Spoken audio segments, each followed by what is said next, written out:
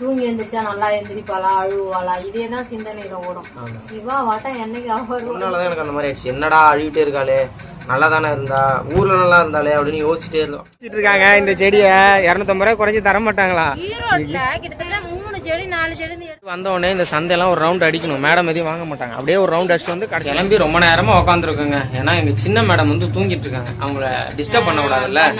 எந்திரிச்ச உடனே கிளம்ப வேண்டியதான். லைட் அப்பதான் சவுண்டு கேட்கும். சிவன்யா நீ எந்திரிக்கல, வேற வெளியிலே நின்றுட்டு உள்ள வர மாட்டாங்க. சந்தைக்கு போலான்னு சொன்னதான் சொன்னேன், வான்னு கூப்பிட்டேதான் நிக்கிறான். என்னன்னே தெரியலங்க.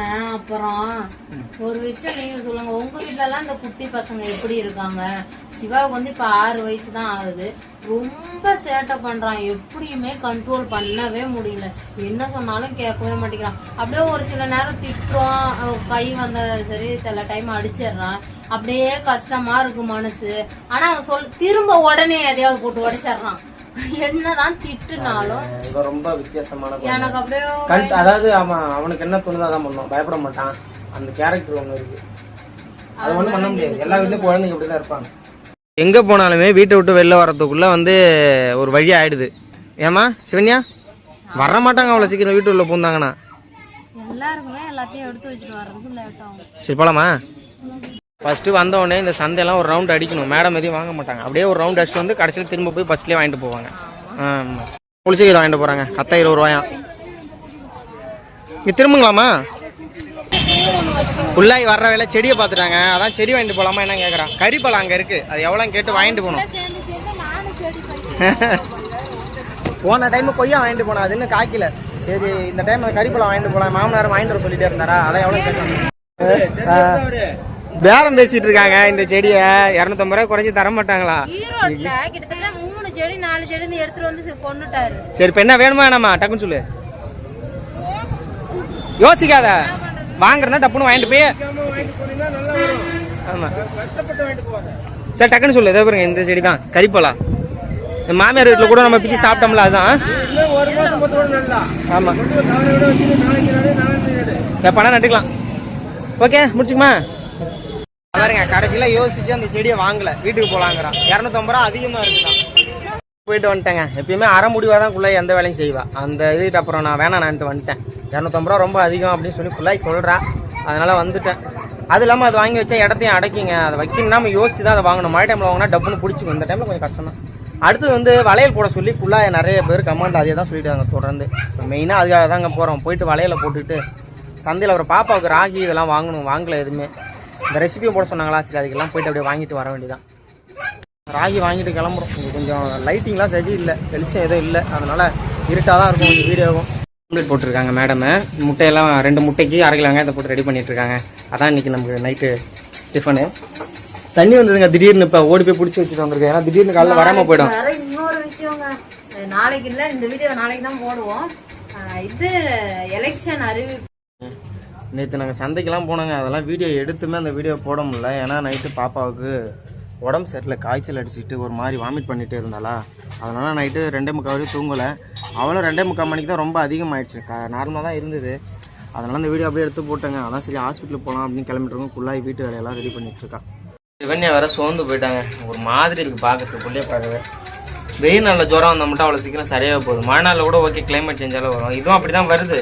இதுதான் இந்த நாளில் வர்றது ரொம்ப மோசமாக இருக்கும். வேண்டாம் கொஞ்சம் ஒரு மாசமா நல்லா ஃப்ரீயாக பாப்பாவும் நல்லா இருந்தா. எந்த ஹாஸ்பிட்டல் செலவு எதுவும் இல்லையடான்னு நினைச்சேன். செலவுன்னு சொல்ல, அலைச்சல்.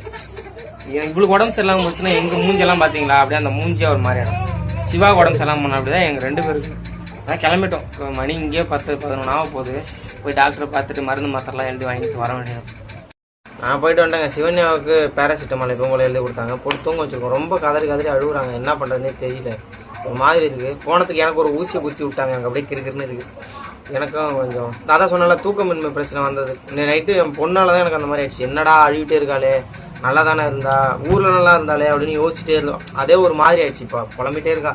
சாப்பாடே ரெடி பண்ணல. இது வரைக்கும் அப்படியே ஒரு மாதிரியாவே உட்காந்துருக்காங்க.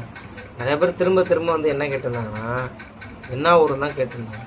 நான் இதுக்கு மேலே இப்படி பேனர்லேயே அடித்து ஓட்டினாலும் அது பேனர்னா சொல்கிறேன், நம்ம யூடியூப்பில் போட்டாலுமே யாரும் பார்க்க மாட்டேங்கன்னு நினைக்கிறேன். பெண்ணாடம் தாங்க ஒரு உங்கள் ஊர் என்ன சொந்த ஊர்? அங்கே அம்மா அடிக்கடி இதில் பார்த்தீங்க சேத்தோடு பார்த்தா சொல்கிறீங்களே, அங்கே அடிக்கடி நான் ஜாமான் வாங்க வருவாங்க. அது என் சொந்த ஊர்லாம் இல்லை, மாமியார் ஊர். எனக்கும் அங்கே இருக்குது, எங்களோட சொந்த வீடு தான். எங்கள் அம்மாயி பாட்டிலாம் அங்கே தான் இருக்கிறாங்க. அதான் என் ஊர் பெண்ணாடம் தாங்க, இங்கே தான் பதிக்கிறது. இந்த வீடு பழையபடி பார்த்தோன்னே பார்த்தீங்களா அப்படியே மாதிரி ஆயிடுச்சா. அதுவும் இல்லாம பாப்பாவுக்கு வேற நான் நைட்டே ராகி ஊட்டலாங்கிறதுனால ஊரெல்லாம் வச்சுட்டேன். நான் ஊற வைக்காத அன்னைக்கெல்லாம் உடம்பு சரி எதுவுமே ஊட்டக்கூடாதுன்னு சொல்லிட்டாங்க. அதனால அப்படியே விட்டாச்சு. நான் காய்ச்சல் அடிக்கும் போது சரியா டைஜஸ்ட் ஆகாதுல்ல, அதனால டாக்டர் என்ன சொல்றா, நீங்க பால் மட்டும் கொடுத்துட்டு இந்த மருந்தை மட்டும் போடுங்க, 4 வேளைக்கு போடுங்க அப்படின்னு சொல்லி கொடுத்து விட்டுருக்காரு. மேடம் வந்து படுத்திருக்காங்க. அவங்க எந்திரிச்சாதான் எந்திரிச்சு என்ன பண்ண போறாங்க என்னன்னு தெரியும். அது வேற எங்களுக்கு பக்குன்னு ஆகுது. அதுக்கப்புறம் சரியாகலன்னா சாயங்காலம் பிரைவேட் ஹாஸ்பிட்டல் போகலான்னு இருக்கோங்க. எப்பவுமே பிரைவேட்டுக்கு போனாதான் சரியாகும். இருந்தாலும் நாங்க கவர்மெண்ட்ல ஒரு டைம் காமிச்சிட்டு சரி வரலன்னா அங்க போவோம். இப்ப கொஞ்ச நாள் இல்லாம இருந்தது இந்த ஹாஸ்பிட்டல் வீட்டுக்கு அலையிறது. அதனால என்ன மன உளைச்சல் தான் வருது. போயிட்டு வந்து சரியா போக மாட்டேங்குதா, அழுவிட்டே இருப்பா. அப்புறம் 2-3 நாள் அலைஞ்சாதான் சரியா போகும். அந்த 2-3 நாள் எங்களுக்கு தூக்கமும் போயிடும். இந்த குழந்தைங்களை வளர்க்கறதுக்குள்ள அவங்களுக்கு சொல்ல தெரியாதுல்ல, அதனால நமக்கு ஒரு பிரஷராவே இருக்கு. என்ன ஆயிருக்குமோ, தூங்கி எந்திரிச்சா நல்லா எந்திரிப்பாளா, அழுவாளா, இதேதான் சிந்தனையில ஓடும். சிவா வாட்டம் என்னைக்கு வருவாளோ தெரியல. 3 வயசு ஆச்சுன்னா ஓரளவுக்கு. ஆனா உண்மையில இந்த குழந்தைங்களை வச்சுக்கிட்டே ஒரு சில விஷயங்கள்லாம் செய்யறாங்க பாத்தீங்களா, அதெல்லாம் ரொம்ப கிரேட் தான்.